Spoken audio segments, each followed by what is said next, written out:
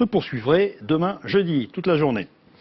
Et du coup, ces pics de pollution à répétition relancent l'intérêt pour le GPL, le gaz de pétrole liquéfié, moins polluant que l'essence et le gasoil. Il permet d'éviter les restrictions de circulation imposées aux automobilistes. Hervé Borel, le pionnier des équipements GPL implantés depuis 1981 près de Grenoble, voit la demande monter en flèche. Xavier Schmitt, Didier Albrand. Les mécaniciens ne chôment pas. La demande est en forte hausse pour les équipements GPL, le gaz de pétrole liquéfié.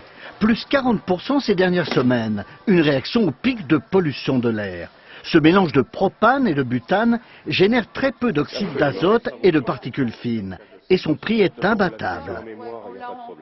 L'intérêt d'abord de circuler en ville, d'une part sans difficulté dans une période de pollution éventuellement, au moins sans complexe, à défaut de problèmes juridiques pas tant pour l'instant, et un problème de prix. Le litre de GPL est actuellement aux alentours entre 60 et 70 centimes, ce qui n'est pas négligeable. Le GPL bénéficie du certificat de qualité de l'air numéro 1, ce qui le dispense des restrictions de circulation.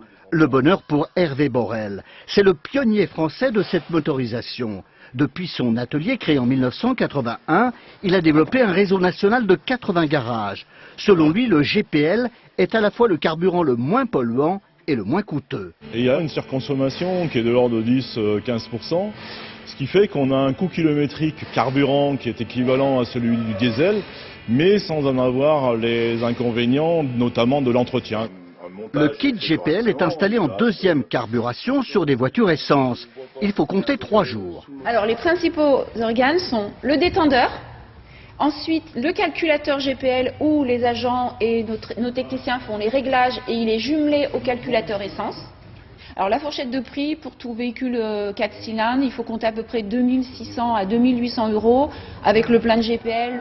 Le GPL a de la marge. Il alimente moins de 1% des voitures françaises, loin derrière d'autres pays européens. Un retard largement imputable au pouvoir public et aux constructeurs.